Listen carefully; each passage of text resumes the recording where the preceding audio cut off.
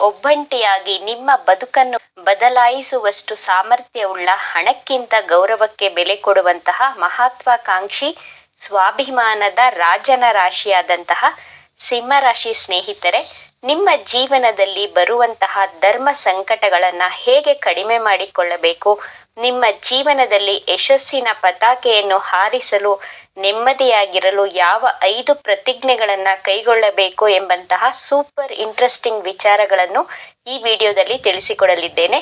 ಸಿಂಹರಾಶಿಯವರು ಒಂದು ಶಪಥವನ್ನು ಮಾಡಿದರೆ ಅದನ್ನು ಕಾರ್ಯರೂಪಕ್ಕೆ ತರುವಂತಹ ತಾಕತ್ತು, ಶಕ್ತಿ ಸಿಂಹರಾಶಿಗೆ ಇದ್ದೇ ಇದೆ.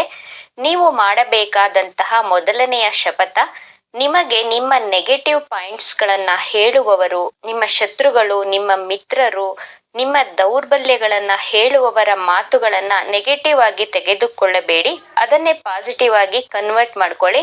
ಅವರು ಹೇಳುವಂತಹ ವ್ಯಂಗ್ಯ ಮಾತುಗಳನ್ನು, ನೆಗೆಟಿವ್ ಮಾತುಗಳನ್ನು ನಿಮ್ಮಲ್ಲಿ ನೀವು ಚೇಂಜಸ್ ಮಾಡ್ಕೊಳ್ಳೋದಿಕ್ಕೆ ಪ್ರಯತ್ನವನ್ನ ಮಾಡಿ. ಆಗ ನಿಮ್ಮ ನೆರೆಹೊರೆಯವರು, ನಿಮ್ಮ ಸಂಬಂಧಿಕರು, ನಿಮ್ಮ ಸ್ನೇಹಿತರು ಹೇಳುವಂತಹ ನಿಮ್ಮಲ್ಲಿರುವಂತಹ ನೆಗೆಟಿವ್ ಗುಣಗಳನ್ನ ನೀವು ಸರಿ ಮಾಡಿಕೊಳ್ಳುತ್ತಾ ಹೋದ ಹಾಗೆ ಅವರು ನಿಮ್ಮಲ್ಲಿರುವಂತಹ ನೆಗೆಟಿವ್ಸ್ಗಳನ್ನ ಹೇಳುವುದಕ್ಕೆ ಅವಕಾಶನೇ ಇರುವುದಿಲ್ಲ.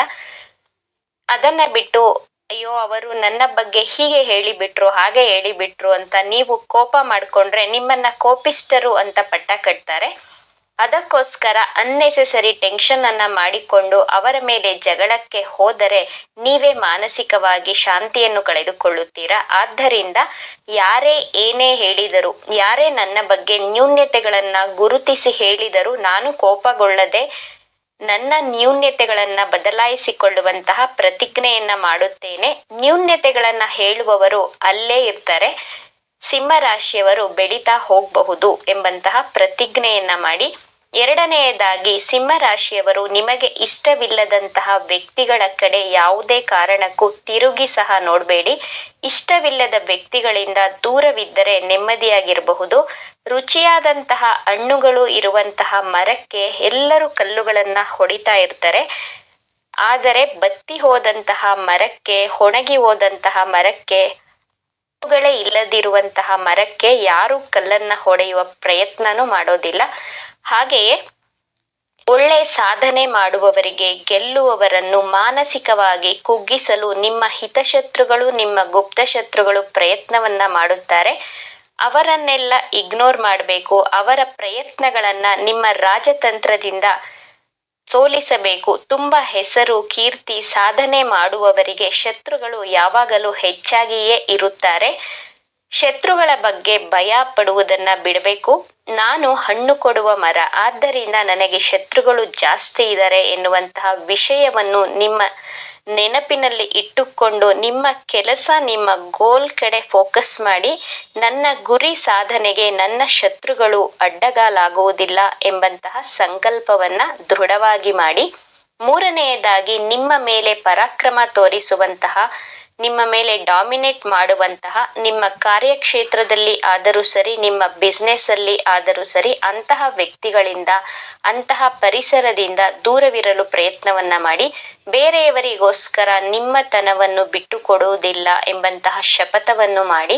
ಸಿಂಹರಾಶಿಯವರು ನಿಮಗೆ ಇಷ್ಟಪಡುವಂತಹ ಡ್ರೆಸ್ಗಳನ್ನ ಹಾಕಿಕೊಳ್ಳಿ. ನಿಮ್ಮ ಮಾತಿನ ಶೈಲಿಯನ್ನು ಯಾರಿಗೋಸ್ಕರನೂ ಬದಲಾಯಿಸಿಕೊಳ್ಳದೆ ನಿಮ್ಮ ಐಡೆಂಟಿಟಿಯನ್ನು ಕಳೆದುಕೊಳ್ಳಬೇಡಿ. ನಿಮ್ಮ ಸ್ವಾಭಿಮಾನಕ್ಕೆ, ನಿಮ್ಮ ಮನಸ್ಸಾಕ್ಷಿಗೆ ವಿರುದ್ಧವಾದಂತಹ ಕೆಲಸಗಳನ್ನ ಮಾಡಿ ಪಶ್ಚಾತ್ತಾಪ ಪಡುವುದಿಲ್ಲ ಎಂಬಂತಹ ಶಪಥವನ್ನು ಮಾಡಿ. ನಾಲ್ಕನೆಯದಾಗಿ, ಈ ಪ್ರಪಂಚದಲ್ಲಿ ಯಾರನ್ನು ತೃಪ್ತಿಪಡಿಸಲು ಸಾಧ್ಯನೇ ಇಲ್ಲ. ಬೇರೆಯವರನ್ನು ತೃಪ್ತಿಪಡಿಸಬೇಕು ಅನ್ನುವಂತಹ ಪ್ರಯತ್ನವನ್ನ ಮಾಡುವುದಿಲ್ಲ, ಅದು ಸಾಧ್ಯನೂ ಇಲ್ಲ. ನೀವೇ ಯಾರಿಗೆ ಎಷ್ಟೇ ಸಹಾಯ ಮಾಡಿದರೂ, ಸಿಂಹರಾಶಿಯವರು ಅರ್ಧರಾತ್ರಿಯಲ್ಲಿ ಕಷ್ಟ ಅಂದರೂ ನಿಜವಾದಂತಹ ಸ್ನೇಹಕ್ಕೆ, ಪ್ರೀತಿಗೆ, ಸಂಬಂಧಕ್ಕೆ ಬೆಲೆ ಕೊಟ್ಟು ಮಾನಸಿಕವಾಗಿಯೇ ಆಗಲಿ ಧೈರ್ಯವನ್ನು ತುಂಬುತ್ತೀರಾ. ಹೆಗಲಿಗೆ ಹೆಗಲು ಕೊಡುವಂತಹ ರಾಶಿಯವರು. ಹಣದ ವಿಚಾರವೇ ಆದರೂ ಸರಿ, ಮಾನಸಿಕವಾಗಿ ಆದರೂ ಸರಿ, ಅವರಿಗೆ ಧೈರ್ಯವನ್ನ ತುಂಬಿದರು ನಿಮ್ಮನ್ನ ಕೆಟ್ಟವರು ಅನ್ನುವಂತಹ ಭಾವನೆಯಲ್ಲಿಯೇ ಗುರುತಿಸುವುದು. ನೀವು ಎಷ್ಟೇ ಸಹಾಯ ಮಾಡಿದರೂ ಈ ಪ್ರಪಂಚದಲ್ಲಿ ಯಾರನ್ನೂ ತೃಪ್ತಿಪಡಿಸಲು ಸಾಧ್ಯವಿಲ್ಲ.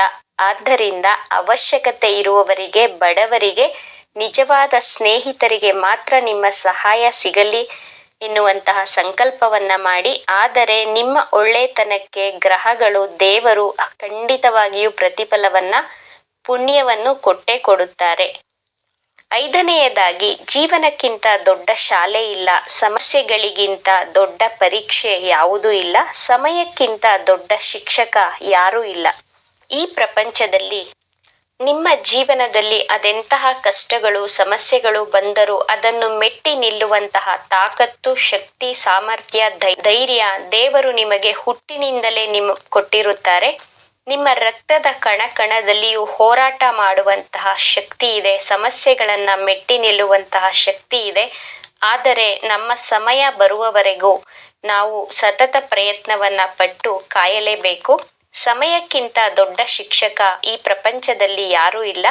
ಆದ್ದರಿಂದ ನಾನು ಧೈರ್ಯಗೆಡುವುದಿಲ್ಲ ಎಂಬಂತಹ ದೃಢವಾದ ಪ್ರತಿಜ್ಞೆಯನ್ನು ಮಾಡಿ ನೋಡಿ.